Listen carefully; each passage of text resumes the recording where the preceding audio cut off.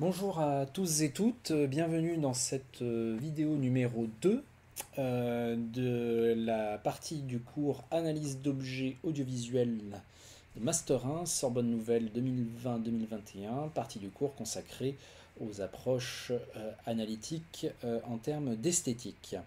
Alors, ce que je vous propose de faire dans cette vidéo numéro 2, c'est de faire un petit point sur la notion d'esthétique, je dirais de façon un petit peu générale. Cela va nous permettre notamment ensuite d'aborder des points un peu particuliers liés au cinéma. Alors attendez, je vais juste améliorer un tout petit peu euh, l'affichage afin que vous ayez absolument tout sous les yeux. Voilà. La notion d'esthétique, c'est une notion qui est très ancienne, qui a connu des acceptions très diverses et qui nous permet aussi de replacer notre réflexion sur le cinéma et les objets audiovisuels dans le cadre d'une réflexion plus vaste sur les formes de la sensibilité humaine, sur les sources de la beauté et sur les théories et les réflexions sur cette activité humaine particulière qu'est l'art. Alors, je ne vais pas ici faire un panorama exhaustif de toutes les acceptions du terme esthétique.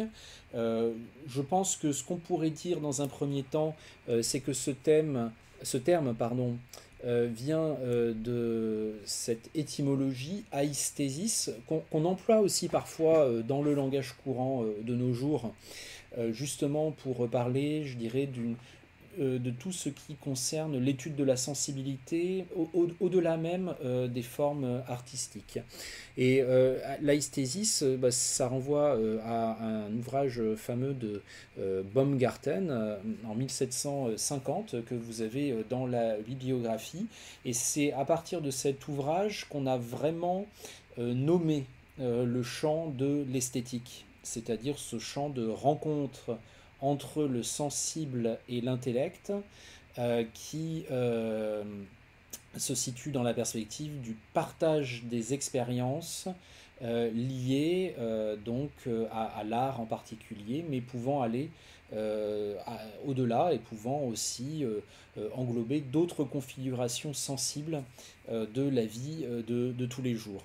Et justement, dans l'acception originale de aïsthésis et de l'esthétique selon Baumgarten, il y a beaucoup cette idée que le champ de l'esthétique n'est pas uniquement réduit à ce qu'on appelle traditionnellement l'art, hein, et que parfois il y a des moments esthétiques dans la vie, des moments de plénitude sensorielle, des moments de rencontre avec la beauté, quel que soit ce qu'on met sous le terme de beauté, parce que c'est là aussi un terme très polysémique et pas forcément synonyme de joli, pas forcément synonyme d'agréable, hein, et beau aussi ce qui peut être fort, hein, ou ce qui peut être signifiant, comme par exemple dans la catégorie philosophique du sublime, dans la philosophie romantique et notamment chez Edmund Burke. Mais ce qui est aussi important de signaler par rapport à cette localisation de la naissance du terme d'esthétique pour désigner ce champ global de réflexion et d'expérience, eh bien, c'est que évidemment le terme n'a pas inventé la chose, hein. C'est-à-dire qu'à un moment donné, il y a eu un terme comme le terme d'esthétique pour regrouper en fait tout cet ensemble d'activités, l'activité artistique, l'activité spectatorielle par rapport aux œuvres d'art et l'activité qui fait le lien entre les deux, je dirais, c'est-à-dire l'activité surtout qui consiste à produire des discours qui prennent en charge les formes sensibles des œuvres ou les formes sensibles des configurations de la vie courante et qui vont dans le sens du partage de ces expériences-là avec d'autres êtres humains.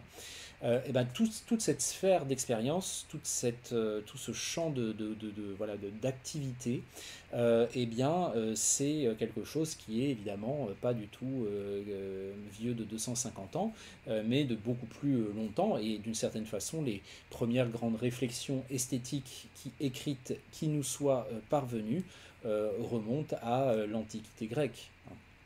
On pourrait également parler évidemment du Moyen Âge chinois, on pourrait parler de la Renaissance italienne, etc., etc. Bon, avant 1750, évidemment que l'esthétique existe en tant qu'activité. Elle a peut-être d'ailleurs toujours existé finalement depuis que les êtres humains sont ce qu'ils sont, c'est-à-dire une espèce animale très particulière quand même qui a certaines spécificités, notamment celle de fabriquer des objets qui ne servent à rien d'autre qu'à la contemplation. Ce sont les objets d'art qui sont dégagés de toute utilité a priori, et puis une espèce humaine qui est dotée d'une conscience de soi, qui est dotée d'une réflexion sur le monde et sur l'existence, qui sait aussi qu'elle va, enfin chaque individu de cette espèce sait aussi qu'il va mourir. Cette conscience particulière, elle est vectrice de toutes sortes de questionnements, de toutes sortes d'interrogations. On est en quête de choses qui nous font ressentir plus pleinement l'existence, qui nous donnent des perspectives sur elle.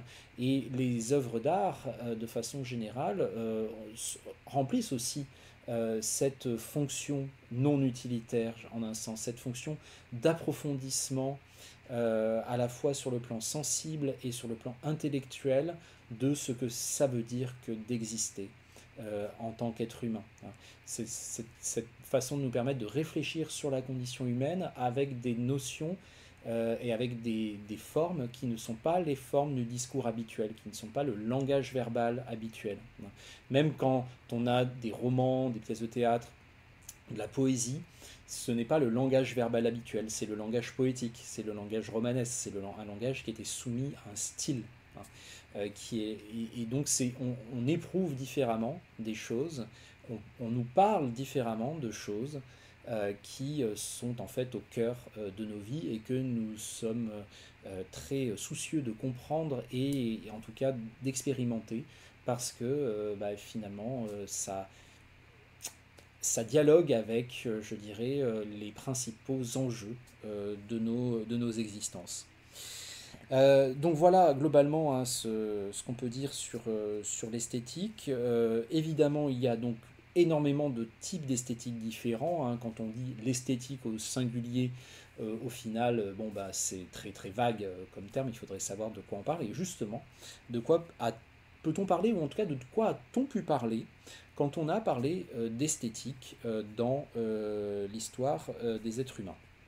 Alors, je vais vous présenter ici différentes formes d'envisager la question de l'esthétique. Donc, il y a par exemple la théorie du beau, l'étude critique du jugement de goût, la théorie ou la philosophie de l'art. C'est déjà quelque chose de différent. L'art et le beau, c'est pas forcément toujours identique. Une pensée des formes, sur les formes et avec les formes. Une étude de la sensibilité qui revient ici un peu au sens originaire de l'esthétique, et puis aussi l'esthétique comme style. Ne dit-on pas par exemple une esthétique classique, une esthétique romantique? Là c'est pour parler d'un certain nombre d'attributs formels que les œuvres présentent et qui renvoient à un style particulier. Ça permet de les identifier. Alors, en ce qui concerne les deux premières acceptions, théorie du beau et étude critique du jugement de goût, ce qu'on pourrait dire peut-être, c'est que aujourd'hui, ce sont des acceptions de l'esthétique qui sont peut-être un petit peu moins présentes, en tout cas sous la forme dans laquelle elles ont été présentées par les auteurs que je vous ai mis entre parenthèses, c'est-à-dire par exemple pour la théorie du beau, Platon et Boileau. Mais ça reste quand même des sources majeures de réflexion qu'il est intéressant de mentionner. C'est la raison pour laquelle je le fais. L'esthétique a pu paraître notamment rétrospectivement dans des écrits qui datent de la Renaissance tardive, comme pour Boileau, ou de l'Antiquité grecque pour Platon. Elle a pu du coup être décrite comme en quelque sorte l'édiction de règles, de mesures, de beauté et d'harmonie, avec l'idée que l'art aurait une sorte de fonction idéaliste dans l'existence humaine, c'est-à-dire l'idée que l'art et le beau seraient indissociablement liés.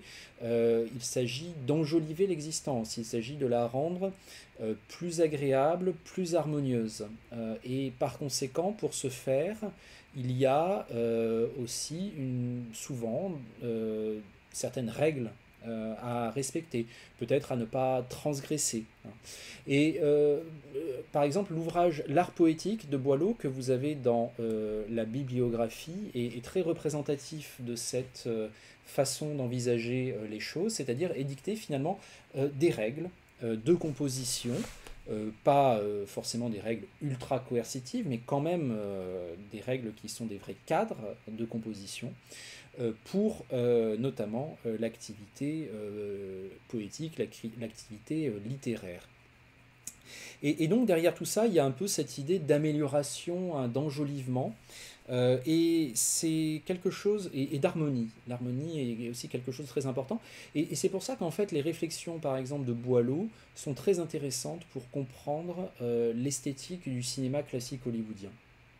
Parce que c'est un cinéma qui, d'une certaine façon, a aussi cherché, s'est aussi édicté des règles, a aussi trouvé une forme d'idéal de composition et a eu aussi quand même très souvent la prétention ou l'ambition en tout cas d'enjoliver l'existence, de la rendre plus harmonieuse qu'elle ne l'est en réalité.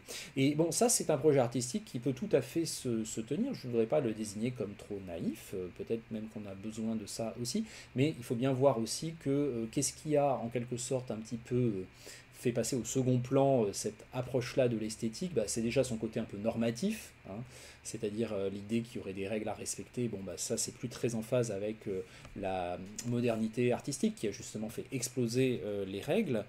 Et puis c'est aussi, je dirais, sa non prise en compte de formes plus ambiguës, plus revêches, plus négatives, peut-être même un travail assumé sur la laideur qu'on peut trouver aussi dans l'art et qui peut être quelque chose de très intéressant, très enrichissant et finalement quelque chose paradoxalement de beau, mais pas un beau qui passerait par le joli ou par l'agréable. Alors dans les écrits sur le cinéma, notamment, on retrouve beaucoup cette idée de l'esthétique comme théorie du beau, par exemple, chez un critique comme Jacques Lourcel, qui est également dans la bibliographie, et qui est un critique qui a édité un dictionnaire du cinéma, donc un impressionnant ouvrage, parce que c'est lui qui effectue des notes critiques pour des centaines de films. Ça s'arrête à peu près de mémoire à la fin des années 1960 à peu près, hein. Et on voit bien en fait dans ce dictionnaire, avec tout l'intérêt qu'on a pour un objet aussi admirable par ailleurs, que au fond les films que Lourcel porte au Panthéon, bah, ce sont des films qui respectent vraiment l'esthétique classique hollywoodienne et qui en font quelque chose de vraiment très fort et très beau. Mais en revanche, dès que Lourcel commence à analyser des films un peu plus baroques, un peu moins aimables dans un premier abord, sans parler de toute la vague moderniste, de la nouvelle vague, du nouvel Hollywood, etc. Alors là, son jugement est très sévère, hein, parce qu'il considère que tout ce que ces films ne font pas dans les règles classiques, c'est plutôt apporter à leur discrédit. Alors qu'effectivement, on peut avoir aujourd'hui une vision un petit peu plus moderne des choses et montrer que bah, finalement les films qui ont brisé les règles classiques ont aussi ouvert des voies pour d'autres formes d'expression.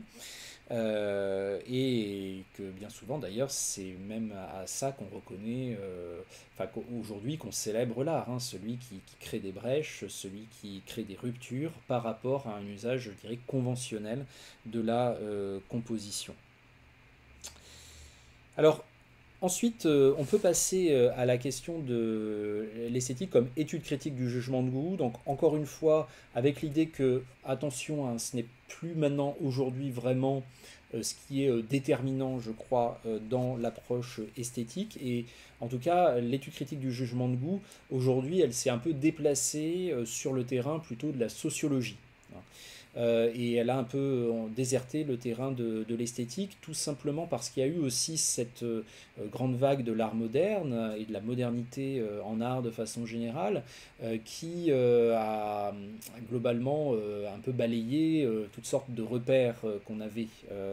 En ce qui concerne l'étude critique du jugement de goût, en tout cas, c'est assez intéressant de se pencher dessus, notamment sur le fameux livre d'Emmanuel Kant, Critique de la faculté de juger, dont vous avez des références dans la bibliographie, qui date de la fin du XVIIIe siècle, et dans lequel Emmanuel Kant se pose des questions en fait, qui vont aussi nous intéresser par rapport à l'approche esthétique des films et des objets audiovisuels, même si nous, ici, notamment à l'université, notre but premier, ce n'est pas de délivrer des jugements de goût. Alors pourquoi c'est intéressant quand même? C'est parce que cette approche kantienne, de quelques autres philosophes, mais je vais me concentrer surtout sur Emmanuel Kant, elle place vraiment au cœur de la réflexion la relation entre l'œuvre d'art et, ou même parfois autre chose qu'une œuvre d'art, hein, une configuration sensible, un paysage, etc., et le spectateur, le récepteur de cette œuvre. Et il y a d'abord cette relation-là, donc qui est très importante, qui est une relation esthétique. Et c'est pour ça qu'il faut toujours, faut toujours bien prendre en compte le fait que l'esthétique, c'est vraiment une étude aussi du point de vue des spectateurs. Hein. Ce n'est pas du tout une étude centrée sur les œuvres qui mettraient totalement sous l'éteignoir les réactions des spectateurs. Non, au contraire, c'est une interrogation vive sur les effets et les significations ressenties ou compris par les spectateurs. Mais donc l'esthétique, c'est une relation entre l'œuvre et le spectateur, et c'est aussi une relation qui se publicise, de communication entre celui qui a reçu une œuvre et qui veut en parler et qui veut défendre son goût, hein, par rapport à d'autres êtres humains avec lesquels il entre en interaction, avec lesquels il entre dans un dialogue. Et donc le goût ici, ce n'est pas juste, je dirais, le petit moi qui s'exprime, le petit moi individuel qui dit j'aime, j'aime pas, j'ai pris du plaisir, j'ai pas pris de plaisir, etc. Parce que ça, c'est très peu intéressant, c'est intéressant uniquement pour les gens qui vous connaissent, mais c'est très peu intéressant, ça ne nourrit pas une discussion, en fait. Et c'est très important parce que Kant se place vraiment sur le terrain de la discussion, la construction du goût est quelque chose qui se publicise, qui peut se rendre public, qui peut être l'objet d'une discussion et qui donc peut être l'objet d'un échange et qui donc peut être l'objet de contradictions avec des points de vue qui peuvent parfois s'opposer et puis parfois un certain point de vue prend le dessus et par exemple c'est comme ça que certaines œuvres deviennent des chefs-d'œuvre à partir du moment où il y a suffisamment de personnes, de sujets esthétiques qui ont pris le temps d'affirmer leur goût par rapport à cette œuvre mais qui ne se sont pas contentés de dire cette œuvre est un chef-d'œuvre ou j'adore cette œuvre, qui ont amené des éléments de preuve, ou en tout cas de preuve est un grand mot, de démonstration, hein, qui ont amené des éléments pour convaincre les autres, à partir d'une description minutieuse de l'œuvre, à partir d'une interprétation de ses effets, de ses significations, à partir d'un point de vue sur l'importance de cette œuvre dans le monde contemporain, dans le monde dans lequel elle a été créée, etc. On a les chefs-d'œuvre, ce qu'on appelle la catégorie des chefs-d'œuvre, ce ne sont pas des objets qui ont été marqués au fer rouge avec une étiquette chef-d'œuvre à un moment donné. Il n'y a rien qui les distingue, a priori. Rien ne distingue un tableau de Michel-Ange d'une aquarelle réalisée par un peintre du dimanche à la butte Montmartre. Dans les deux cas, on est face au même type d'objet, a priori. Mais si on considère que le tableau de Michel-Ange est un chef-d'œuvre, c'est parce qu'ils ont été déployés autour de lui des discours qui ont été émis par des personnes intimement convaincues que non seulement l'œuvre était belle, mais qu'en plus il fallait en quelque sorte en convaincre les autres. Donc il ne s'agit pas, voilà, ici simplement de dire j'aime, j'aime pas, ou de récolter je ne sais quelle note de satisfaction, type comme pour les films sur Allociné. Il s'agit de se dire ce qui compte dans la discussion esthétique sur le jugement de goût, c'est la qualité de vos arguments, au fond. Euh, donc c'est l'inverse en fait, la discussion esthétique sur le jugement de goût, selon Kant, c'est l'inverse de l'idéologie relativiste très à la mode, qui consisterait à dire à chacun ses goûts. Hein. Bon, c'est vrai que tout le monde est content quand on dit à chacun ses goûts, en un sens, hein, ça ne gêne personne. Mais au fond, si on a envie d'entrer dans la discussion esthétique, pour l'évaluation des mérites de certaines œuvres par rapport à telle autre, ça implique qu'on dépasse le simple relevé du petit ressenti spectatoriel personnel et qu'on aille vers, dans l'ordre du discours, de l'argumentation et de la conviction.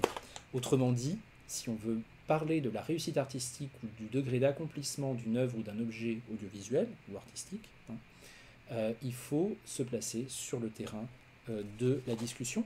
Et évidemment, je vous disais aussi, la catégorie chef-d'œuvre, c'est pas une marque au fer rouge qu'on met sur certains objets, parce que en fait, c'est évolutif. C'est toujours évolutif. Par exemple, des œuvres qui ont été considérées comme des chefs-d'œuvre à un certain moment, ensuite sont complètement tombées en désuétude.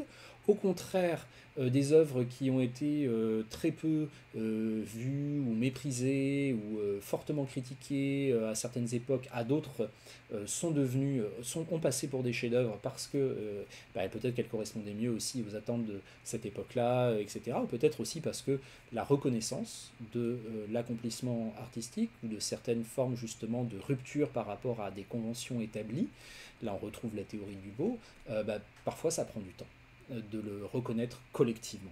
Et parfois, seule une petite minorité de personnes reconnaissent ça immédiatement, mais le temps que ça prenne et le temps qu'elles en convainquent les autres, ça prend du temps. Donc il n'y a jamais une essence, si vous voulez, dans les œuvres qui ferait qu'elles seraient à vie des chefs-d'œuvre ou à vie des films, de mauvais films, par exemple, pour parler du cinéma. Il n'y a que des discussions et des évolutions de statut qui se font collectivement, en fait. Y participe qui veut, selon ses compétences, selon aussi l'attention qu'il ou elle apporte à cette discussion esthétique qui est aussi finalement quelque chose comme un peu le propre de l'être humain, hein, qui est aussi quelque chose d'extrêmement intéressant à analyser sous l'angle d'une activité humaine a priori non naturelle, non utilitaire, hein, et qui n'en est peut-être que plus précieuse. Donc ça veut dire aussi que aimer ou ne pas aimer, bon, c'est une chose, mais reconnaître la valeur d'une œuvre, ou en tout cas reconnaître, je veux dire, l'établir, participer à l'établir, prendre parti dans le débat autour de la valeur d'une œuvre, c'est pas juste une question de plaisir, en fait. Hein. À la limite, on peut imaginer que parfois on prenne plus de plaisir devant des vidéos de chatons que devant certains films d'auteurs, et pourtant, on pourra reconnaître que le film en question, même s'il nous a parfois ennuyés, même s'il nous a parfois heurtés, même s'il nous a montré des choses peut-être désagréables, au final, a agi en nous comme une expérience intéressante, productive, enrichissante. Alors que les vidéos de chatons de leur côté nous ont juste fait bien rigoler, mais ne nous ont pas nourris particulièrement. Et je dis pas ça pour le dénigrer, parce que au final, on a peut-être besoin de tout. On a besoin aussi de choses qui nous divertissent et qui nous font juste passer des bons moments, et on a besoin de choses qui dialoguent peut-être un peu plus fortement avec cette part en nous qui se pose des questions existentielles, comme je le disais au début de cette vidéo. Donc le jugement de goût selon Kant, hein, c'est un exercice de la sensibilité et de l'intelligence tourné vers la relation de l'œuvre au spectateur, tourné vers la relation du spectateur au débat public sur l'art et sur l'œuvre, à partir du moment où le spectateur s'exprime. Et donc, on est très loin à chacun ses goûts, on est très loin du goût culinaire, en un sens. Hein, si vous aimez tel plat ou si vous l'aimez pas, bon, ça c'est, je veux dire, infracturable. En revanche, que vous aimiez ou non tel ou tel film, on va vous demander, pour que votre positionnement soit vraiment pris en compte dans l'établissement collectif de la valeur du film, d'amener des arguments.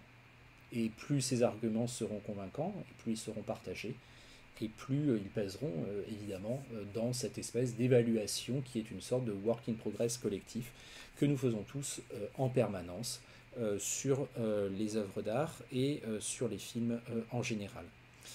Euh, L'important aussi sur cette question du jugement de goût, c'est que Kant nous dit si on peut en parler comme ça, c'est-à-dire si on peut finalement débattre vraiment, s'il y a vraiment matière à discussion, c'est parce que nous ne sommes pas des êtres totalement isolés, sans aucun rapport avec les autres.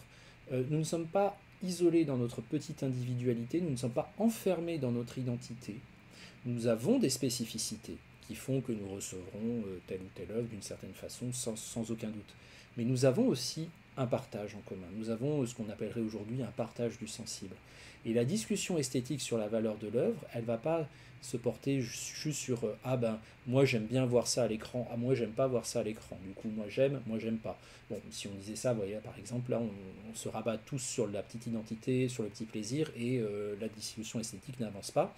En revanche, à partir du moment où on prend vraiment en compte la composition de l'œuvre, ses formes, les effets, les significations qu'elle produit, eh bien, on peut vraiment avancer et qu'on aime ou pas, en fait, on peut se mettre d'accord sur le fait que l'œuvre en question a une certaine nature, qu'elle produit certains effets, qu'elle produit certaines significations, et on peut arriver à lui donner collectivement, de cette façon, une certaine valeur, parce qu'on se base en fait sur ce qui, dans l'œuvre, est universel.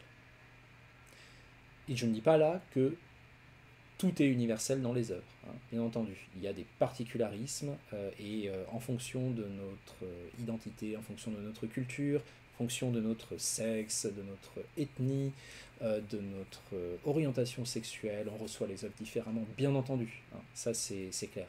Mais il y a aussi une part qu'on partage. Et indépendamment, voilà, de nos goûts, de la constitution, de notre identité culturelle, c'est sur cette part partagée, sur ce que l'œuvre nous présente véritablement dans sa composition, notamment en termes formels, que peut s'établir la véritable discussion esthétique et la véritable évaluation des œuvres, indépendamment de tout critère socialement localisé ou de tout critère de jugement de valeur morale, par exemple. Se concentrer sur la part universelle de l'expérience de l'œuvre d'art, c'est aussi réussir à capter ce qui dans l'œuvre dépasse le simple contenu, le simple discours, et ce qui en fait renvoie à la structure de l'œuvre. Un exemple simple, c'est La recherche du temps perdu en littérature, qui est un opus magnum de Marcel Proust, plus de 3000 pages, réparties sur 7 ou 8 tomes de mémoire, au début du XXe siècle, publié, bon, voilà, encore de mémoire, hein, dans les années 1910-1920. Cette œuvre majeure de la littérature, qui d'ailleurs a mis du temps avant d'être publiée, et aujourd'hui considérée comme un chef-d'œuvre, mais ça a mis beaucoup de temps avant qu'il y ait cette forme d'approbation générale autour de cette œuvre, eh bien, cette œuvre était très avant-gardiste par rapport à certains aspects, et au fond pas du tout par rapport à d'autres. C'est-à-dire que en termes de contenu, finalement, bon ben, c'est, on pourrait dire, une œuvre qui nous fait participer des intrigues et des expériences de vie d'une haute bourgeoisie qui a été très souvent représentée et décrite dans la littérature. Mais là où l'œuvre devient vraiment neuve, devient vraiment nouvelle, c'est dans l'expérience esthétique à laquelle elle nous convie, c'est-à-dire une expérience de la subjectivité et une expérience du souvenir, d'un monde dans lequel le présent et le passé se mêlent en permanence, d'un monde dans lequel un être prend la plume pour dire voilà qui j'étais et voilà comment j'ai vécu les choses et voilà ce dont je me souviens. Et ce qui est intéressant là-dedans, c'est pas la vie de cet être en tant que tel. Parce que là, on pourrait très bien dire, par exemple, oh bah c'était un homme blanc bourgeois du début du XXe siècle, qu'est-ce que ça a à voir avec ma vie, etc. Ça ne m'intéresse pas, je n'aime pas, etc. Pourquoi pas? Mais en même temps, ce serait dommage de rater la structure sous-jacente de l'œuvre, et la structure sous-jacente de l'œuvre, c'est une expérience de la subjectivité et du souvenir. Et ça, cette expérience de la subjectivité et du souvenir, en fait, qui conçoit, quelles que soient nos caractéristiques identitaires, c'est quelque chose d'absolument universel. Nous vivons une vie emprisonnée dans notre subjectivité. Notre subjectivité est la fenêtre ouverte sur le monde. Nous recevons tout par rapport à ça. Nous interprétons en fait le monde comme personne d'autre ne le fera jamais. Nous vivons des choses que personne d'autre ne vivra jamais. Nous sommes irréductiblement des êtres uniques. Et en même temps, nous avons la particularité de nous souvenir. Et nous avons la particularité de toujours évaluer notre expérience présente par rapport à des expériences passées.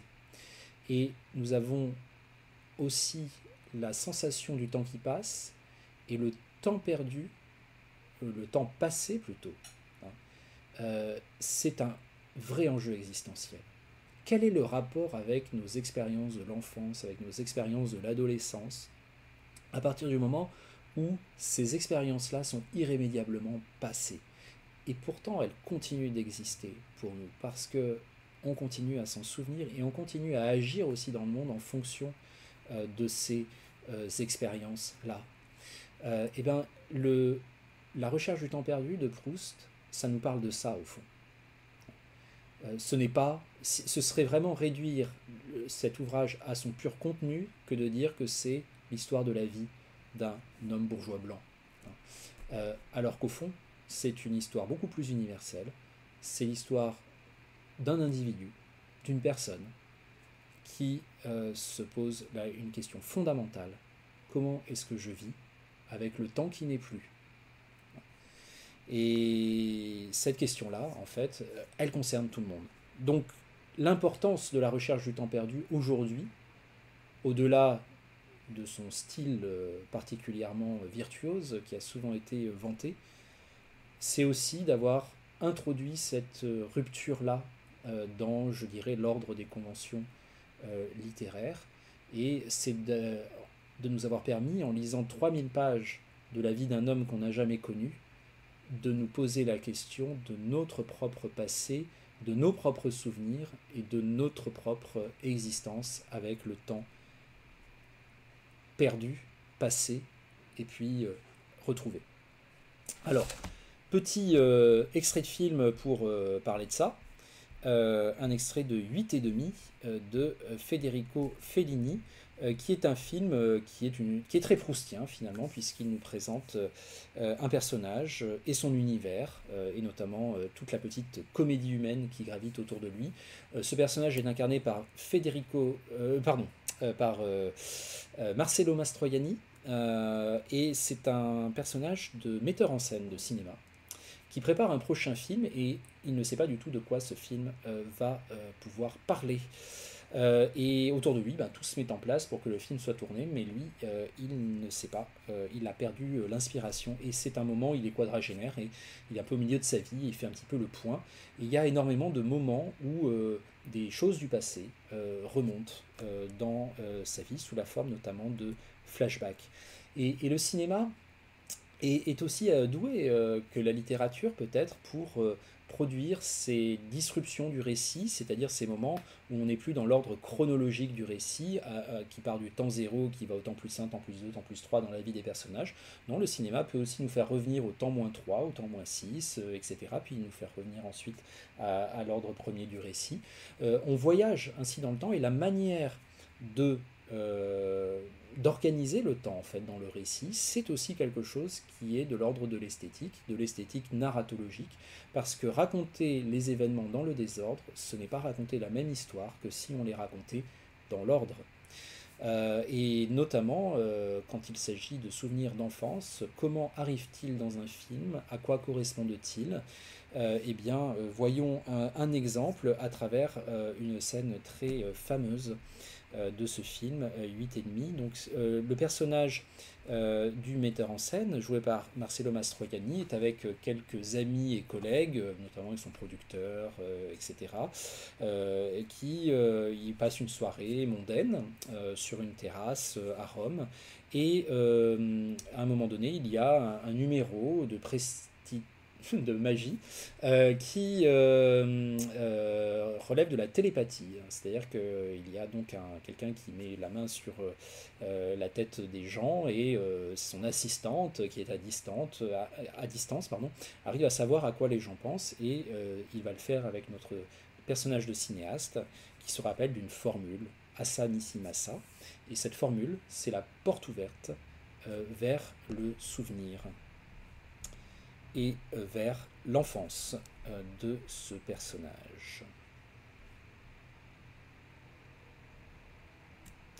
Donc c'est une scène très belle dans laquelle on va pouvoir être sensible notamment à la construction de ce flashback, à la composition des images, qui est très inhabituelle, qui va vraiment de côté par rapport à une exigence de vraisemblance. Il y a une façon aussi de lier les choses entre elles de manière très fluide à travers le montage, un jeu avec la musique, bien entendu, et globalement un jeu avec le temps, avec la manipulation du temps dans l'image, sous forme d'ellipse notamment, qui est très intéressant.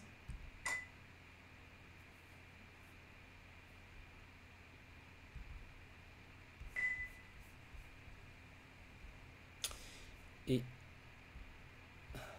pour vous le montrer mieux, je désactive l'image, ici.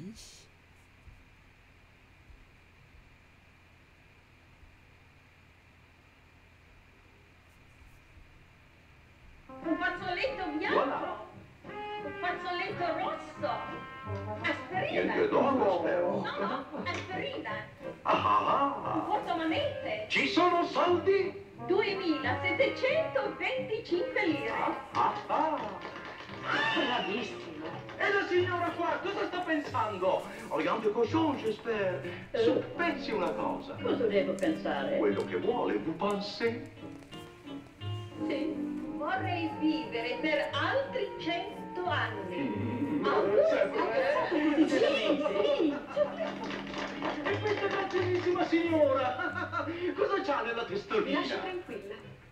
Posso pensare a qualcuno? Ma oui! Su! Allora... No, guardi, mi vergogno, lasci Ma di stare. che cosa? No, Ma madame! posso pensare proprio a una persona. A chi Io avrei una gran paura a far leggere i miei pensieri. Stai tranquilla, cara, tu non corri alcun pericolo. Volevo più usare Un bacetto e un schiaffone? C'est ça? Va bene. Voilà! Merci! Mesdames, messieurs, voi penserete, ma guarda che imbroglione! Mi dispiace deludervi, ma non c'è nessun imbroglio, nessuna combinazione! È un eccezionale esperimento di forza magnetica, di telepatia. Io trasmetto effettivamente i vostri pensieri a Mademoiselle Maillard. Lei? Crede di poter nascondere a I tutti i don't suoi want you to do pensieri? it to me. No! No. You're disgusting! Leave me alone! No. Oh, God! No, io non ci sei. I can't stand this man crucified. Prego, non insista, No, i pensieri sono sacri. È un gioco. Tweet! Pronto, Maya? Un momento, signori, fermi là. Potremmo sapere cosa stanno pensando? Lei, per esempio. Cosa volete che stia pensando? Sto pensando al mio regista, Croce e Delizia. Come stai? Bene. E tu? Ne sono passati di anni. Sì, purtroppo, mio caro. Vengo subito! Sei diventato famoso. Ah, piantala. Di un po'. Ma qual è il trucco? Come fate a trasmettervi? Beh, ci sono dei trucchi, ma c'è anche qualche cosa di vero. Non so come succede, ma succede. Ma puoi trasmettere qualunque cosa? Tutto, tranne che lei si tolga dalle scatole. Vuoi provare anche tu? Sì, sì, aspetta. Sta a vedere che con te faccio cilecca.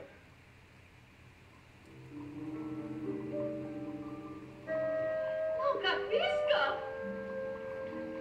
Non so ripetere.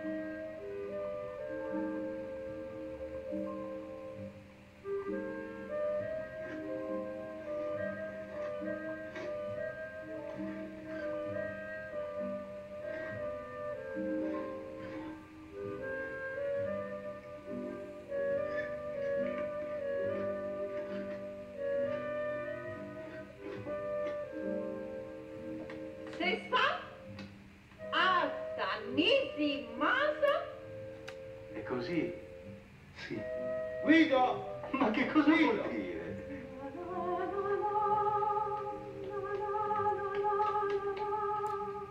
Guido, vede qui. Lucy? Non fai meraviglia? Vede qui, caccia qui. Ah, non me sa questi occhi finiti. E non mi prendo solo delle vere del pasticcino.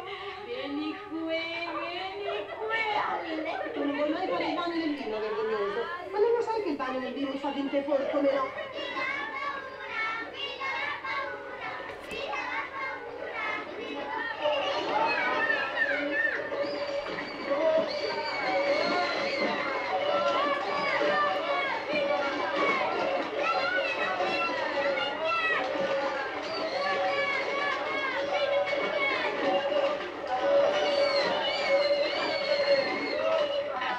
Accidente.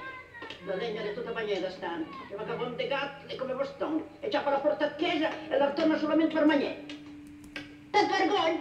Guarda lei! Oh! L'ultima volta avevo sbatte la porta in papasassa. E avevo lasciato ora per due. Se che la mano avrei potuto sposarmi un'altra volta. E a poter stare sicuro che le avrei trovate bene. Tu, chi era me che vos non, bordello? Ma posso proprio rimburrire. Io pensai che se avesse appena il marito, lui te fa l'inferno in paradiso, perché la messa, ma riesci te chiaro. Da si c'è, ande tu te, a lei, burdella, a lei.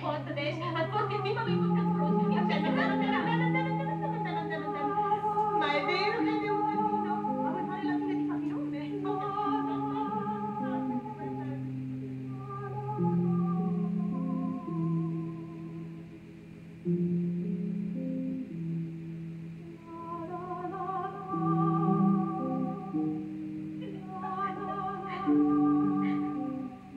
Dada, Claudio, semplice madonna. Ma sei così?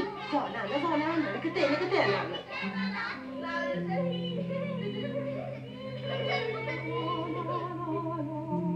Quindi non mette sotto che c'è freddo. Sta fermo!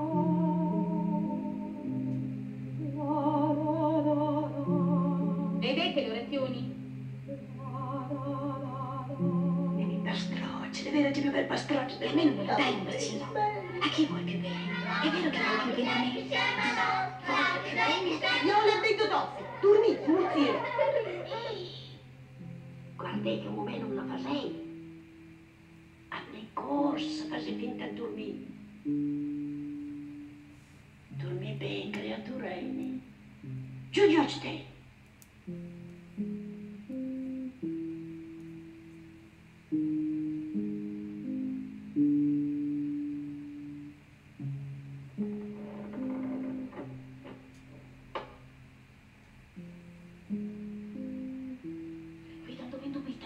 È la notte che ritratti i maviosi. Non avrei mica paura, ma bisogna stare zitti. E dottor Giustina guarderà sciocci in un angolo e lei sarà il tesoro. Coraggio, Guido, che devi tenere ritmo e te. Che ti accorgi la parola? Asa, nisi, masa. Asa, nisi, masa.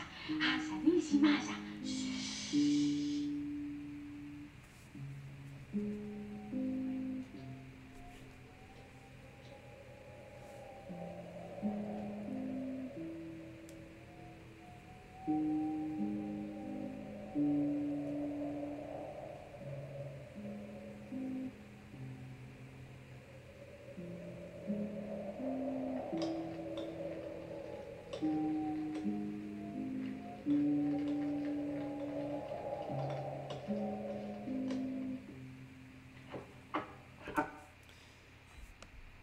Retour au présent dans la vie du personnage et retour à des préoccupations plus concrètes, mais quand même tournées vers la question des femmes et du rapport aux femmes, puisque ça ne vous a pas échappé, dans ce flashback, on est dans un univers intégralement féminin. C'est une forme de gynécée, les hommes sont absents ou ils sont désignés comme défaillants. Et le héros donc a grandi, nous apprend ce flashback dans cet univers-là. Ce sont les femmes qui se sont occupées de lui.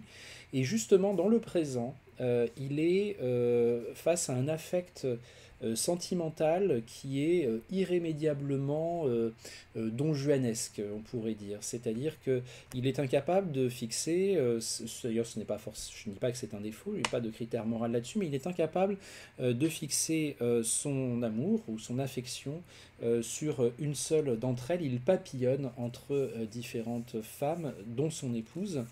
Et le flashback ici, du coup, vient aussi éclairer cet aspect de sa personnalité, vient relier d'une certaine façon sa volonté en tant qu'adulte d'être toujours entouré de femmes qui lui prodiguent de l'affection au souvenir extrêmement vivace et profond que lui a laissé son enfance, entouré de femmes qui lui prodiguaient de l'affection tout autant. Même si ce n'était pas la même, évidemment. Et la nature de ce souvenir, en fait un souvenir quasiment magique. Cette espèce de grande demeure complètement ouverte, très stylisée, avec juste de la pierre et du bois, ces lents mouvements de caméra qui vont d'un endroit à l'autre de manière toujours très fluide. Ces lumières qui s'articulent les unes avec les autres, soit la blancheur de la pierre, soit l'obscurité de la pièce. Et puis cet univers très sensoriel aussi, dans lequel on baigne les enfants dans le vin pour qu'ils soient plus forts, et dans lequel on les place ensuite sous des draps qui ont été chauffés au fer rouge afin d'être plus accueillants les soirs d'hiver.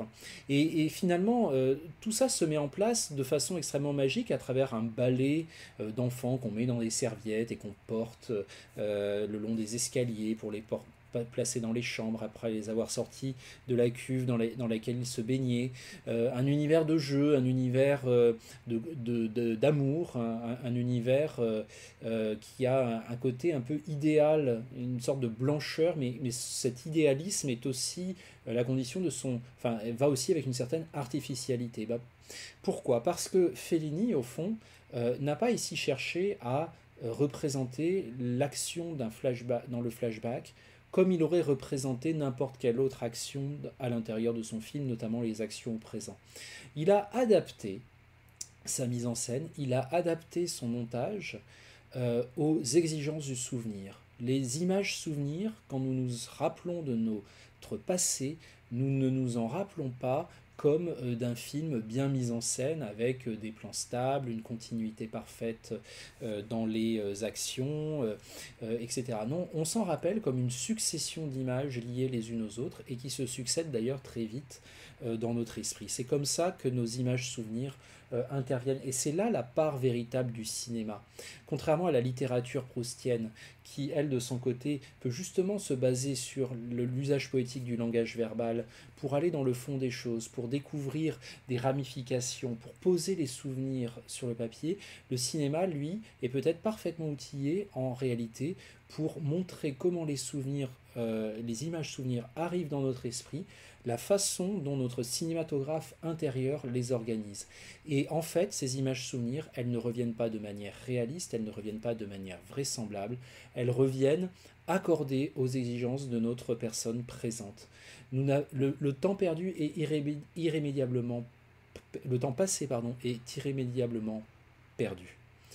La seule chose qui nous en reste, ce sont des souvenirs, et ces souvenirs sont nécessairement déformés par notre subjectivité. Et là, ce souvenir d'enfance idéale, ce n'est pas un soir en particulier, c'est tous les soirs de l'enfance du personnage de Guido, joué par Mastroianni quand il est adulte.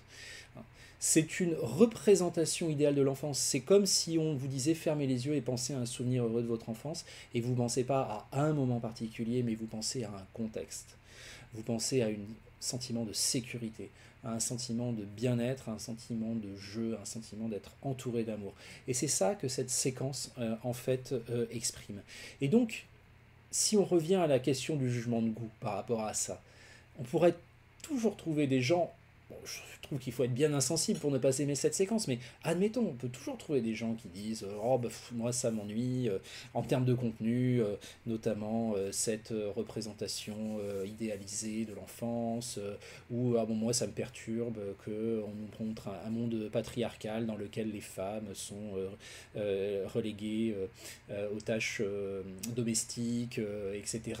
Ça fait partie voilà, de la sensibilité de absolument tout à chacun, n'importe qui est libre d'apprécier le film avec ses critères ou non. Même si évidemment bon, ce que représente le film c'est une enfance dans les années 1920-1930 en Italie, donc il ne faut pas évidemment s'attendre à y voir un univers aussi progressiste que le nôtre aujourd'hui. Mais indépendamment de toutes ces considérations-là sur, je dirais, le goût personnel gustatif pour ce que le film montre, on peut peut-être tous se mettre, pas forcément totalement d'accord, mais la vraie discussion esthétique sur le jugement de goût et l'évaluation de cette séquence et de ce film, elle peut porter pas sur le simple contenu représenté, mais véritablement sur l'expérience humaine universelle dont le film parle, c'est-à-dire, indépendamment de l'histoire individuelle du personnage, cette façon dont notre esprit retrouve de façon relativement transformée, pas de manière intacte, de façon déformée par les exigences de la vie présente, cette façon dont notre esprit retrouve des images du passé. Et dans un moment où le protagoniste, au milieu de sa vie, il a la midlife crisis, comme on dit, a besoin de ressentir à nouveau cette chaleur, cet sentiment de sécurité, de plénitude, de spontanéité, il la retrouve dans ses souvenirs, et peu importe que ces souvenirs ne soient pas exacts en termes, je dirais, strictement documentaires. Eh bien, c'est cette stratégie-là de vivre avec le souvenir et de transformation du souvenir à partir des exigences présentes qui est la véritable beauté, la véritable expérience universelle à laquelle le film nous convie, indépendamment ensuite de la stratégie de représenter tel ou tel personnage dans telle ou telle situation. Et donc c'est là-dessus que la discussion esthétique sur le jugement de goût peut véritablement se porter. C'est également... alors, il faut examiner peut-être une objection à laquelle on peut aussi éventuellement donner une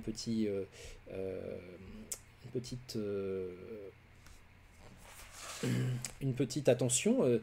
C'est celle notamment de la critique sociologique notamment celle de Pierre Bourdieu dans un ouvrage qui s'appelle La Distinction en 1979 et qui nous dit tout ça c'est bien joli, mais en fait les enquêtes sociologiques nous montrent que le jugement de goût que l'on porte, il est quand même très très influencé par notre classe sociale, par notre capital, parfois financier, mais aussi notre capital économique, notre capital culturel, notre capital intellectuel.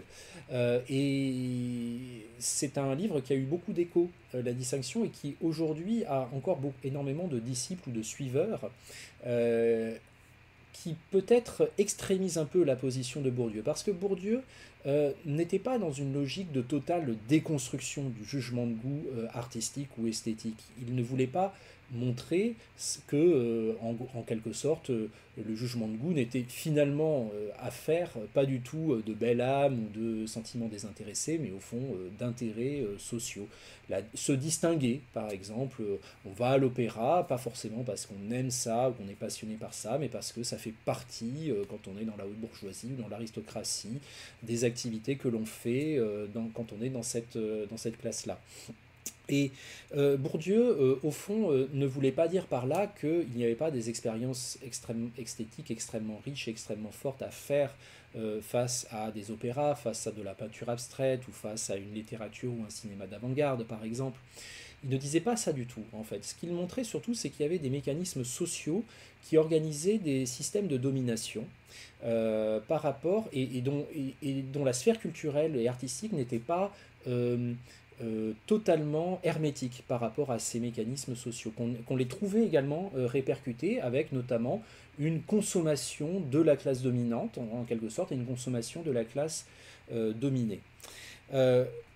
Les éléments, alors c'est une étude qui est tout à fait intéressante, les éléments de discussion qu'on peut avoir par rapport à ça, parce que c'est une vraie objection à Kant, hein, d'une certaine façon, c'est que, eh bien, depuis que Bourdieu a publié cette enquête, d'abord, les goûts de la classe dominante et les goûts des classes dites dominées ont beaucoup convergé. C'est-à-dire qu'en fait, c'était il y a quand même plus de 40 ans, la distinction, et qu'au fond, aujourd'hui, finalement, il y a beaucoup moins l'exigence du côté des classes dominantes sur le plan économique et, on va dire, sur le plan symbolique, de se distinguer par une consommation culturelle par rapport à celle des classes dominées. Par exemple, aujourd'hui, voilà, les bourgeois qui votent Macron, ils regardent Netflix. Hein. Ils ne vont plus à l'opéra. Je suis un peu caricatural, mais c'est pour montrer un petit peu comment les choses ont quand même changé. Ce que d'ailleurs plusieurs ouvrages qui sont revenus sur la distinction de Bourdieu ont bien établi. Finalement, le critère de la classe sociale aujourd'hui n'est plus du tout aussi déterminant qu'il l'était il y a 40 ans pour juger de la consommation culturelle. Et par conséquent, finalement, c'est plutôt le critère d'âge qui est déterminant pour la consommation culturelle. C'est-à-dire qu'on n'a plus vraiment les goûts de sa classe sociale, on a plutôt les goûts de sa classe d'âge. Ce qui revient à dire, d'une certaine façon, que eh bien, pour, par exemple, des jeunes gens comme vous, dans lesquels une population dans lesquels se développent certains goûts culturels qui sont peut-être en rupture par rapport aux goûts culturels de ma génération ou des générations encore plus anciennes, ce qui compte en fait là-dedans, c'est quels sont les goûts que vous parviendrez à défendre en les argumentant pour ériger vos propres grands auteurs, par exemple, de cinéma. Je sais que par exemple, ma génération, ça a beaucoup été la génération David Lynch, d'une certaine manière. David Lynch, très peu de gens s'y intéressaient, mais quand j'étais étudiant en cinéma, fin des années 90, début des années 2000, il y a eu notamment la sortie coup sur coup de Lost Highway et de Mulholland Drive, et David Lynch était vraiment le cinéaste de notre génération, et nos profs nous en parlaient très peu, et on avait très peu d'écho quand on en parlait, et aujourd'hui, je crois que tout le monde est convaincu que David Lynch est un grand cinéaste, parce que des gens de cette génération-là ont fait ce travail de justification, de démonstration de leur jugement de goût sur David Lynch, non pas en demandant les autres de les suivre aveuglément, mais en amenant des arguments analytiques, des arguments esthétiques, pour faire comprendre que David Lynch était un grand auteur. Mais il y a d'autres cinéastes de la même période qui ont énormément plu à ce moment-là, et qu'aujourd'hui on a à peu près oublié, parce que finalement ça n'a pas passé le cap de cette discussion argumentée dans l'espace public, ou le cap du temps tout simplement, parce que parfois en évoluant aussi, nos goûts changent. C'est ça qui est très important aussi chez Kant, c'est que les goûts ne sont pas figés non plus. Hein. Le jugement de goût est une forme d'éducation permanente en fait, au contact des autres, au contact des œuvres, et c'est quelque chose de tout le temps ouvert, on n'énonce jamais un goût une fois pour toutes. Pour revenir sur la question de la distinction de Bourdieu aussi, l'autre question l'autre objection qu'on peut faire à cet ouvrage sociologique, c'est que au fond, il date aussi d'un temps où la pop culture n'avait pas gagné la bataille des idées comme elle l'a fait aujourd'hui. C'est-à-dire qu'aujourd'hui, la pop culture a véritablement gagné, non seulement commercialement, mais elle a gagné aussi intellectuellement. Il n'y a quasiment plus un seul ouvrage de presse critique qui ne soit pas directement au contact de la pop culture, même s'il peut s'intéresser aussi à des formes d'art plus exigeantes, plus pointues, plus confidentielles. Donc je ne dis pas, j'évite toujours d'employer le terme élitiste hein, pour parler de formes d'art, parce que je pense que c'est un terme négativement connoté, et surtout qui ne correspond pas en fait véritablement à au phénomène que l'on essaie de pointer. Aucun art ne veut être dans une tour d'ivoire, aucun art n'est produit à destination première d'une classe dominante. Tout artiste sincère a vocation à s'adresser au plus large public possible, et si certains arts, du fait d'une certaine difficulté d'accès, peut-être soit en termes pratiques, soit en termes, je dirais, de confort spectatoriel, restent confidentiels, des arts de niche, pour des petit public de spécialistes, etc., ce n'est pas par une volonté d'élitisme, ni même parce qu'ils sont élitistes, ni même parce qu'ils attirent des gens qui seraient des dominants dans l'espace public, c'est pas forcément le cas, ce sont plutôt des arts qui, d'une certaine manière, souffrent de leur confidentialité.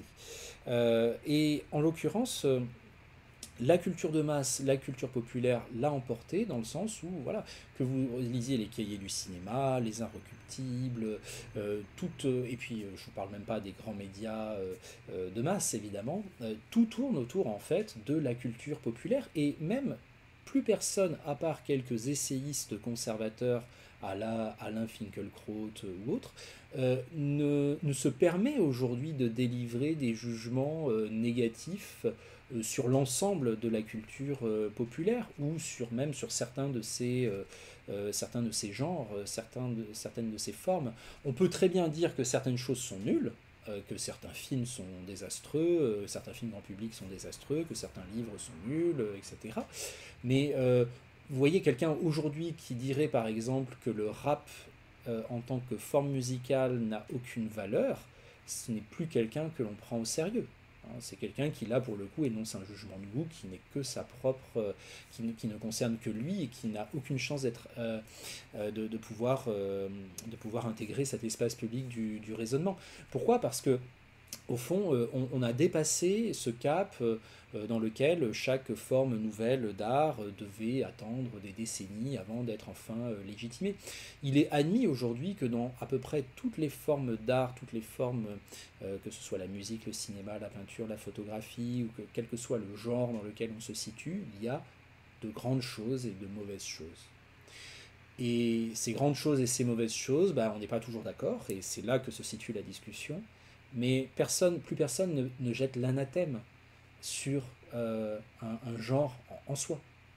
Plus personne ne jette l'anathème sur le rap, sur les films d'horreur, etc. C'est-à-dire que cette culture, en fait, méprisée, qui était autrefois méprisée, qui l'était encore dans les enquêtes que mène Bourdieu dans les années 80, au début des années 80, eh bien, aujourd'hui, c'est un petit peu... c'est quelque chose qu'on ne retrouve plus.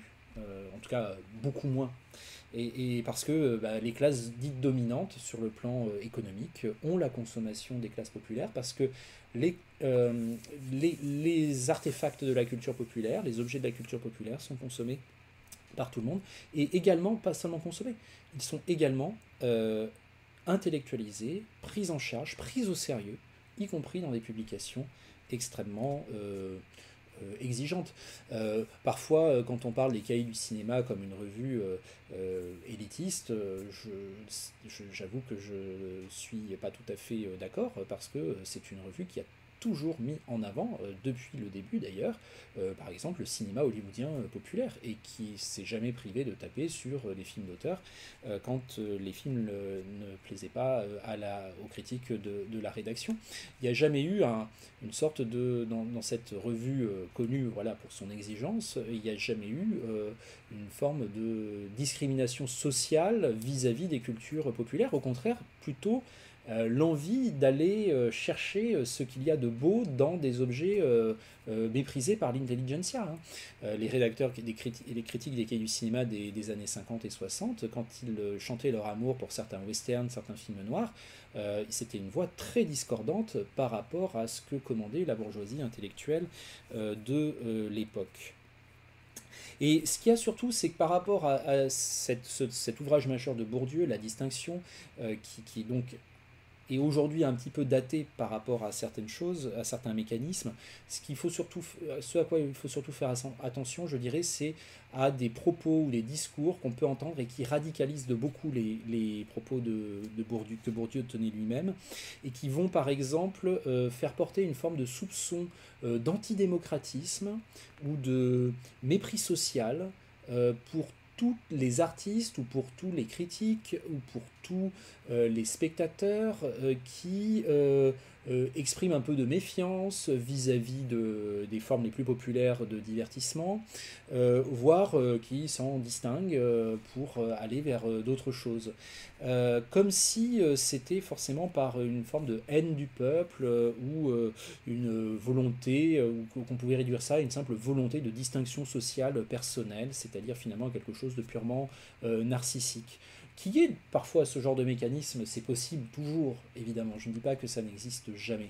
Mais je voudrais vous mettre en garde voilà, contre des discours qui, finalement, sont des discours très populistes, très démagogiques, qui visent à non seulement légitimer la culture populaire, qui n'en a pas besoin, par ailleurs, hein, puisqu'elle l'est déjà, par rapport à des productions parfois plus exigeantes, plus pointues, plus confidentielles, mais qui en plus dénigrent ces dernières au motif que ce seraient des choses aristocratiques, antidémocratiques, qui cultiveraient une forme d'hermétisme, etc. Je pense que c'est une façon très désastreuse d'approcher les objets d'art, et on trouve assez souvent ce type de discours actuellement. Type de discours qui d'ailleurs va même se porter, comme je disais, sur les stratégies qui visent à légitimer les objets populaires, à partir du moment où on les légitime de la façon ancienne, c'est-à-dire en amenant des arguments, sous prétexte que ce ne serait pas suffisamment populaire de faire ça d'une certaine façon. Bon, je caricature un petit peu, mais vous voyez ce que je veux dire, hein. C'est-à-dire que la lecture, par exemple, des films hollywoodiens par les cahiers du cinéma, par exemple, peut être aussi vilipendée sous cet angle, par des discours qui disent qu'en intellectualisant ces objets, on les détourne de leur fonction première, et que du coup on les vole en quelque sorte aux gens qui les apprécient et pour lesquels ils sont destinés. C'est aussi une forme de populisme dans le sens où ça conduit aussi à maintenir les gens dans une consommation culturelle de base, qui est peut-être parfois satisfaisante, dans laquelle il peut y avoir parfois de très belles choses, mais ça décourage aussi l'idée d'aller voir aussi d'autres choses. Or, on peut aussi, à la base de la réflexion sur l'esthétique, se dire que notre consommation culturelle d'œuvres d'art ou de production filmique ou audiovisuelle, elle a aussi beaucoup à voir avec notre être au monde, hein. Les films et les productions audiovisuelles, comme les œuvres qui nous entourent et dont nous nous entourons, en fait, configure en fait un espace des possibles, un espace de la sensibilité, un espace de l'intellect autour de nous, et avoir de la diversité dans cet espace et ne pas se limiter aux formes les plus mainstream de la culture est quelque chose d'absolument essentiel dans un projet esthétique qui ne serait pas seulement un projet de distinction sociale, mais qui serait un projet de construction et d'amélioration de soi.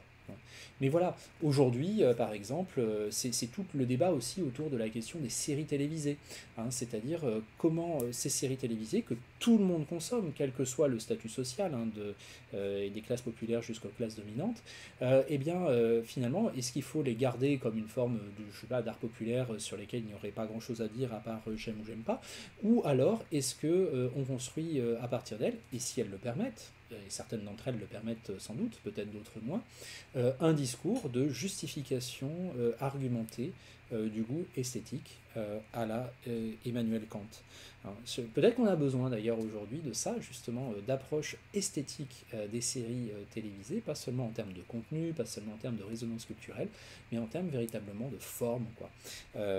C'est peut-être à ça que va se jouer la durabilité de la prégnance de certaines grandes séries télévisées dans la mémoire collective et le statut culturel dont elles jouiront plus tard quand la mode des séries sera passée. Donc voilà, tout ça pour dire que en fait l'approche de Bourdieu et l'approche de Kant au fond sont compatibles, hein. Elles reposent sur des présupposés différents, mais on peut toujours s'interroger sur les mécanismes sociaux qui nous font aller vers telle ou telle proposition artistique, tout en conservant à la relation esthétique entre l'œuvre et son spectateur ou son récepteur sa profondeur, son mystère, son ambiguïté et, je dirais, sa relative indépendance vis-à-vis de certains mécanismes de la vie courante. L'idée qu'on peut retenir en tout cas de Kant, c'est que le jugement de goût n'est pas quelque chose de strictement identique au plaisir. Le goût est quelque chose qui se forme, et qui se forme aussi au contact des autres. Et il repose sur des fondements universels de sensibilité esthétique qui, indépendamment de notre profil culturel, nous permettent de partager du sensible. Alors, en ce qui concerne ensuite la théorie, science, philosophie de l'art, là, on va se retrouver avec... alors, je ne sais pas pourquoi j'ai mis Schopenhauer ici, je vous prie de m'excuser. Ce n'est pas vraiment... Ah si, pour la philosophie, oui, bien sûr.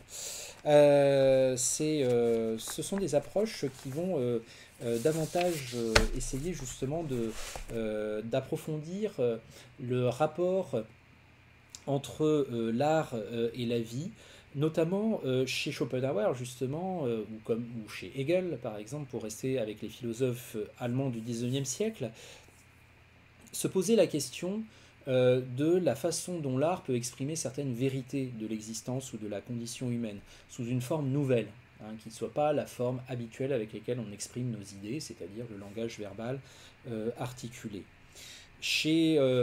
Dans la phénoménologie, ou par exemple chez Martin Heidegger ou chez Lyotard, donc davantage au XXe siècle, chez Jean-François Lyotard, on va aussi beaucoup parler de l'art comme une façon de dévoiler l'être. L'être avec un grand E, c'est-à-dire le phénomène fondamental qui consiste à exister. Et l'art peut être finalement une façon particulière de poser ce problème et de le faire ressentir intuitivement. On va retrouver également chez Adorno, notamment chez Theodor Adorno et Max Horkheimer, dans un article célèbre, l'outil que l'art peut être un outil d'émancipation. Hein, c'est-à-dire que on peut aussi s'extraire de sa condition, on peut aussi évoluer en tant qu'être humain à partir d'œuvres d'art qui vont nous sortir d'une consommation culturelle réflexe qui, par certains moments, peut aussi agir comme une forme d'emprisonnement sensible et intellectuel. Alors ça, c'est quelque chose, je vais m'arrêter un petit instant là-dessus, parce que c'est aussi une chose très intéressante et qui nourrit beaucoup de débats. C'est l'article « La production industrielle des biens culturels » de Theodor Adorno et Max Horkheimer, un article qui date, qui date de la publication de leur ouvrage « La dialectique de la raison », un article qui date du milieu du XXe siècle. L'idée à la base de cet article, c'est de dire, et c'est un des articles les plus fameux de l'histoire du XXe siècle, cité ici ou là, soit pour l'approuver, soit pour le désapprouver, hein, mais en tout cas, il est vraiment central dans les réflexions.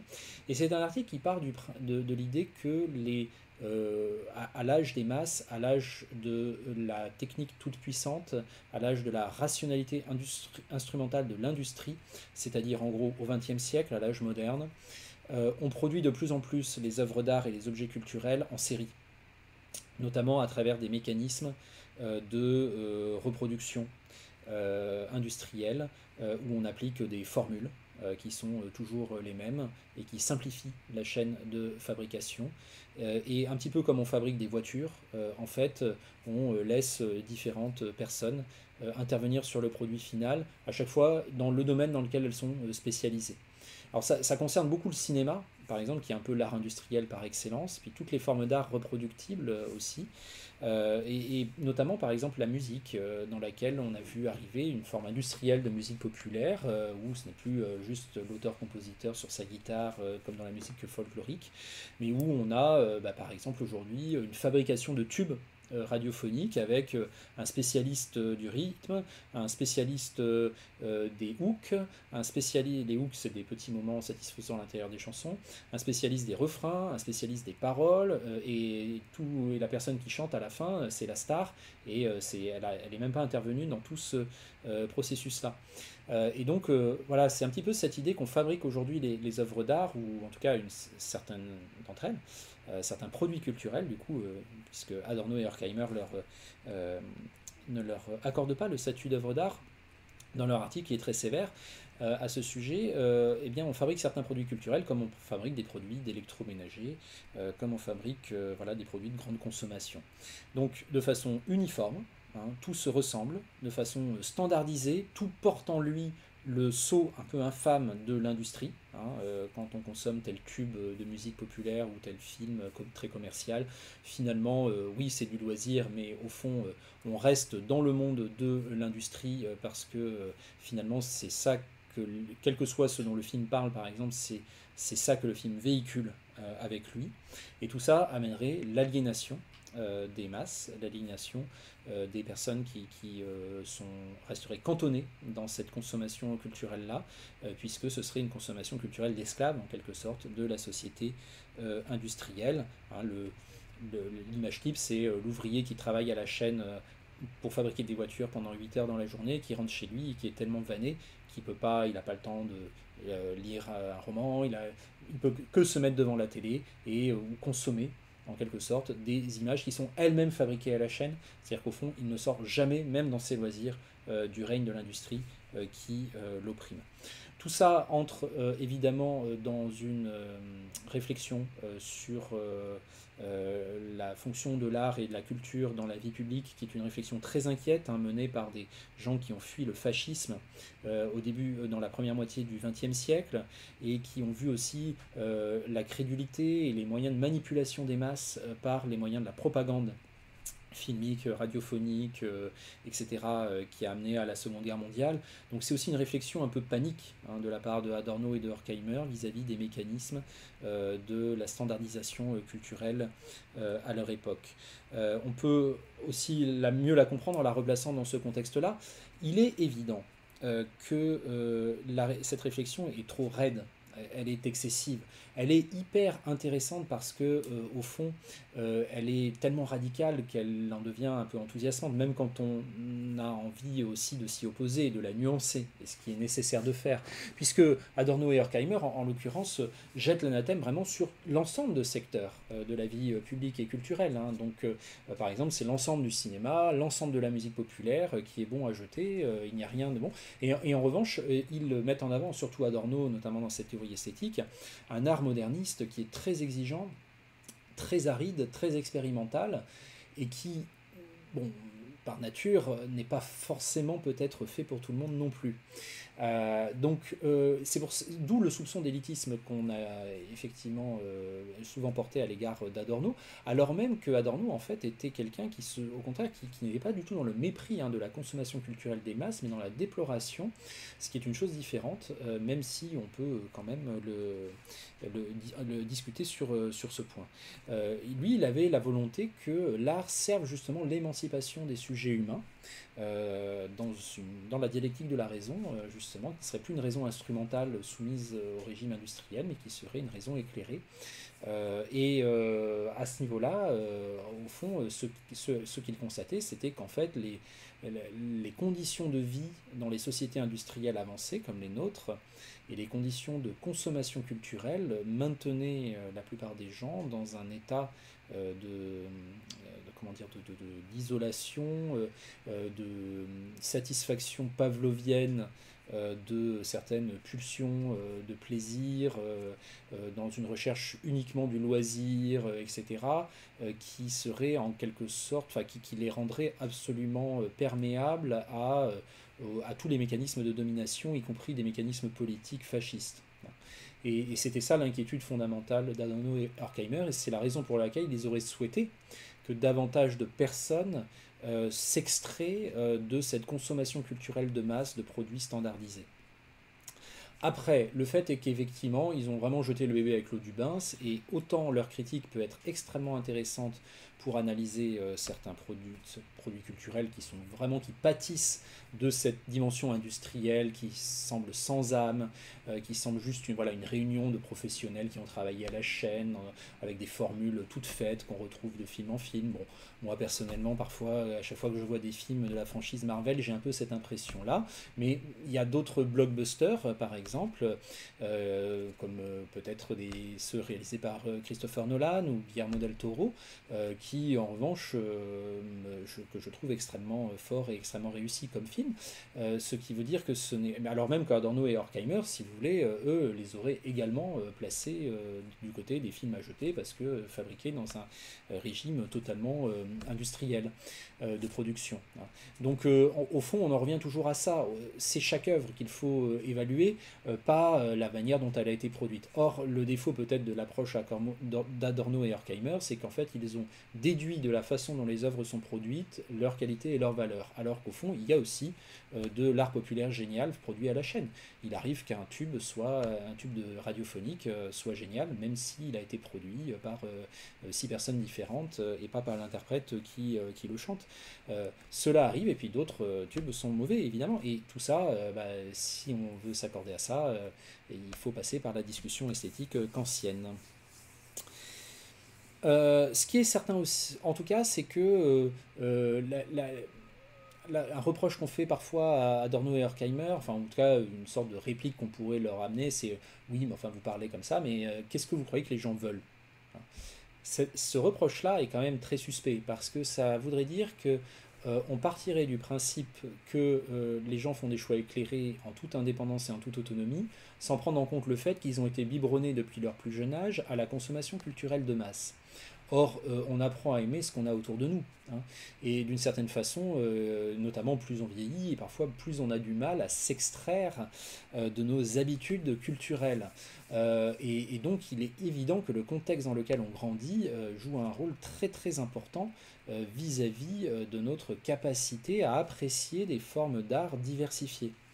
Le fait de ne rester que dans la sphère des médias mainstream et des formes et des produits culturels les plus diffusés, parce que les plus populaires, parce que les plus standardisés, c'est quand même quelque chose qu'on peut regarder avec un petit peu d'inquiétude pour un être humain qui en serait victime, parce que au fond, on peut, c'est toute la question de la liberté, à partir de quel moment on est libre, mais on peut se poser la question de savoir si c'est une véritable liberté de sa part, un choix libre et éclairé, ou si c'est une forme de déterminisme impliqué par une éducation ou un environnement dans lequel seul ça lui a été proposé de telle façon que ses critères d'appréciation esthétique se sont portés là-dessus.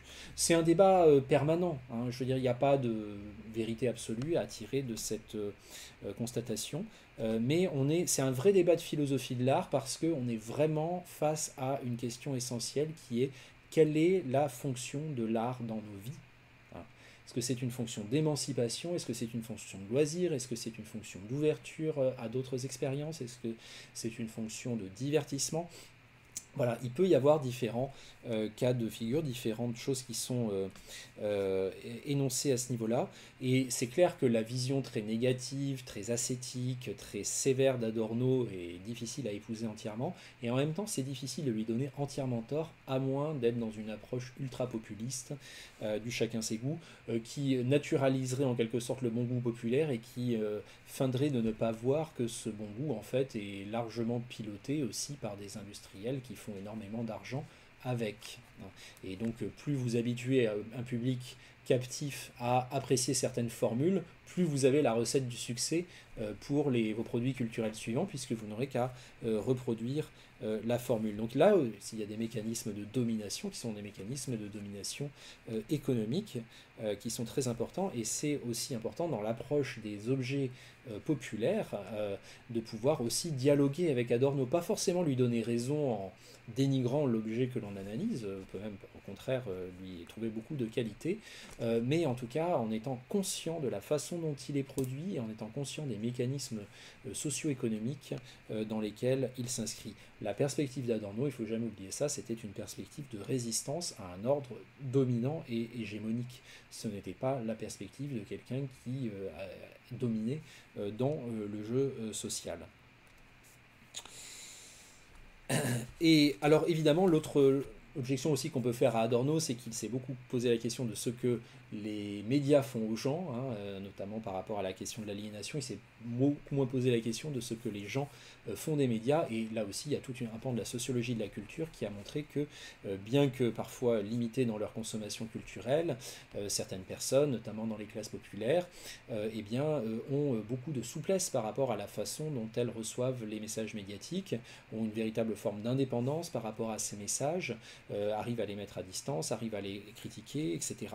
Après, on peut quand même se demander, même en ayant fait cette objection, oui, à partir du moment où on continue à regarder ça et on est soumis qu'à ça, est-ce qu'il n'y a pas quand même quelque chose qui est de l'ordre du problème? Des choses très intéressantes, par exemple, nous montrent certaines enquêtes de réception, certaines enquêtes sociologiques, par exemple, l'idée que la télé-réalité, quand elle est apparue en France au début des années 2000, et puis la manière dont elle a essaimé, on peut vraiment dire que c'est une forme audiovisuelle très populaire et très décriée. Très peu de gens essayent de la légitimer. Les seuls qui ont essayé de le faire, d'ailleurs, ce sont les cahiers du cinéma, au début des années 2000, qui ont instauré l'idée que Love Story, c'était un des grands films de l'année. C'est intéressant par rapport au concept d'élitisme culturel, hein, que ça se fasse comme ça. Et en l'occurrence, la télé-réalité, c'est une production culturelle qu'énormément de gens regardent et qui leur donne très peu de satisfaction. C'est-à-dire que les enquêtes culturelles montrent qu'il y a énormément de gens qui regardent ça, mais très peu de gens qui aiment. Et donc on se pose la question, du coup, les gens se retrouvent en train de regarder quelque chose qu'ils aiment critiquer. C'est assez intéressant. Ça veut dire aussi peut-être qu'on a besoin de voir des choses en commun, pour en parler le lendemain à la machine à café, il y a peut-être de ça. Peut-être aussi qu'on a un rapport un peu cynique et un petit peu surplombant aux productions culturelles, et qu'est-ce que ça révèle? C'est quelque chose d'intéressant sur lequel je ne vais pas trop approfondir parce que ça nous emmènerait trop loin, mais on peut discuter avec Adorno de ces questions-là, hein, c'est-à-dire le succès d'une production culturelle ne peut en aucun cas être le signe de sa qualité. Parce que non seulement la production culturelle a pu bénéficier de formules établies et d'un mécanisme de promotionnel qui peut être très très lourd, voilà, enfin, quand un film sort sur 600 écrans en France, évidemment qu'il a plus de succès qu'un film qui sort sur 2 écrans à Paris. Mais en plus, les personnes qui consomment ces productions culturelles massives de la culture de masse ne les apprécient pas forcément.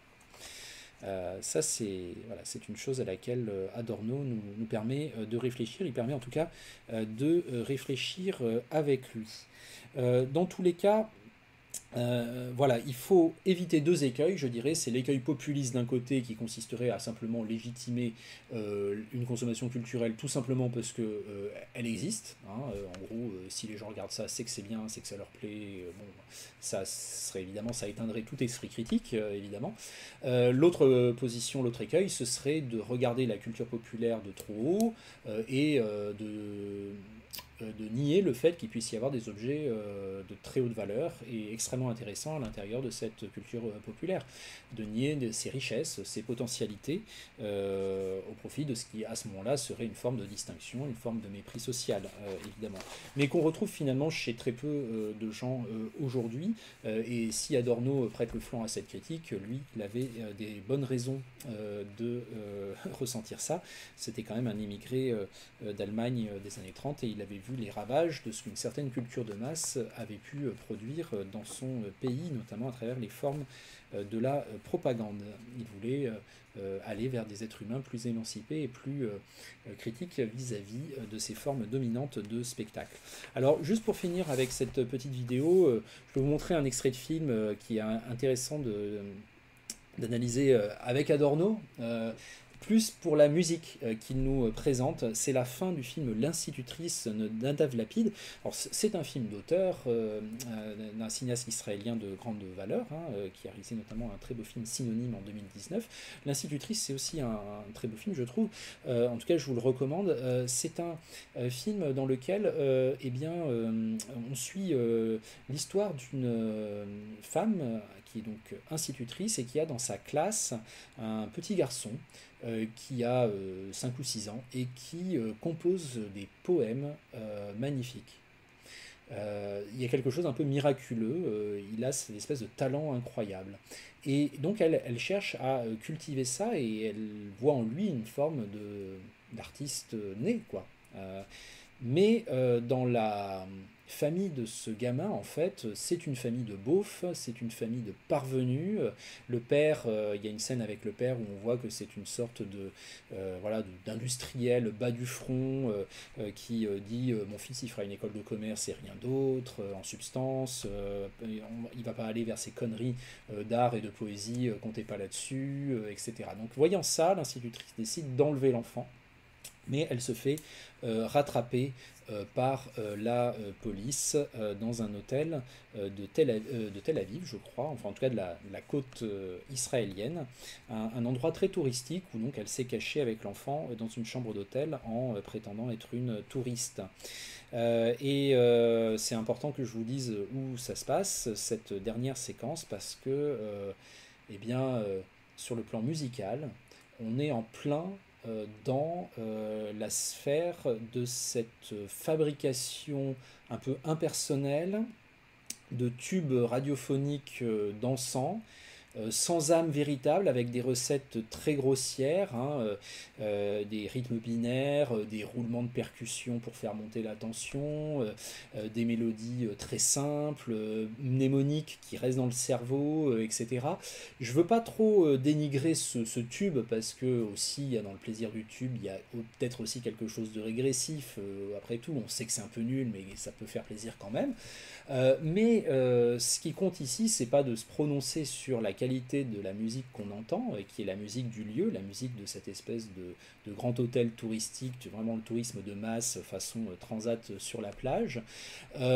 C'est plutôt, ce qui compte ici, c'est plutôt de se dire pourquoi est-ce qu'on entend cette musique dans cette séquence et qu'est-ce qu'elle veut dire en fait, parce que c'est elle qui dit tout au fond. Dans cette fin de film. Alors, le morceau en question, pour la petite histoire, s'appelle Bailando et l'artiste musical qui l'a produit s'appelle Paradisio. Voilà.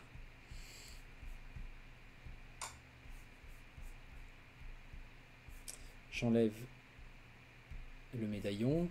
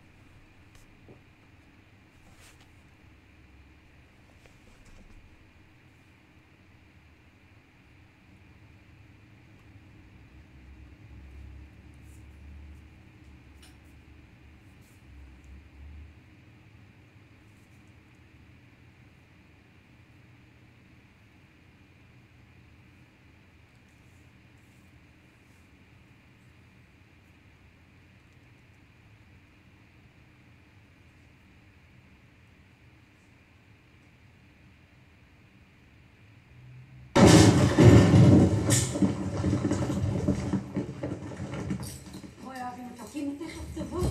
תגלה שלא עשיתי לך שום דבר. בבקשה, יואב. תוציאי אותו. יואב? יואב?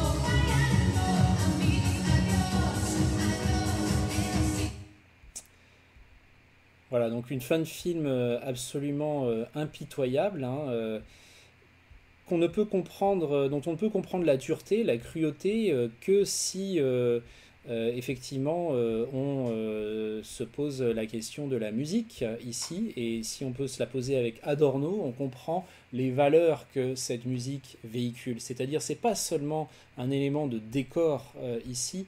Hein, elle véhicule avec elle les valeurs du loisir industriel, les valeurs du tourisme de masse, les valeurs de l'amusement commandé, de l'amusement pavlovien. C'est toute une vision du monde, c'est toute une vision des êtres humains et de leurs loisirs qui se met en place et dont cette musique est porteuse. C'est comme ça que le film la convoque, c'est-à-dire en des termes finalement très adorniens. Et c'est ainsi que l'on comprend que cet enfant à l'âme si délicate, au talent si précieux et si rare, eh bien, il est irrémédiablement, à la fin du film, rattrapé et replacé dans sa culture d'origine, dont il ne sortira probablement pas et qui étouffera probablement en lui toutes les perspectives d'évolution originale, à la fois sur le plan humain et sur le plan artistique. Et voilà, c'est pas un hasard aussi s'il termine avec une casquette de policier sur la tête, parce que ça fait aussi partie de ces valeurs-là, telles que véhiculées telles que le film en tout cas nous les présente, voilà, des valeurs très conservatrices au fond, un ordre social dans lequel même les loisirs sont des choses qui sont industrielles et disciplinaires. Et donc Adorno, par exemple, peut nous aider à comprendre cette séquence, comme il peut aussi nous aider à analyser, à comprendre pas mal de formes de produits et de productions culturelles autour de nous, si on accepte de le délester un petit peu de son extraordinaire sévérité et puis de son intransigeance et de un certain schématisme. La critique qu'il a formulée avec Max Horkheimer la fabrication industrielle des biens culturels reste une des plus fortes et une des plus précieuses pour comprendre le monde qui nous entoure. Je m'arrête ici pour cette vidéo, je vous remercie de l'avoir suivi et je vous dis à très bientôt pour une prochaine vidéo. J'imagine que vous avez Bailando Bailando dans la tête à présent et croyez-moi, vous allez la voir encore pendant un jour ou deux. À très bientôt.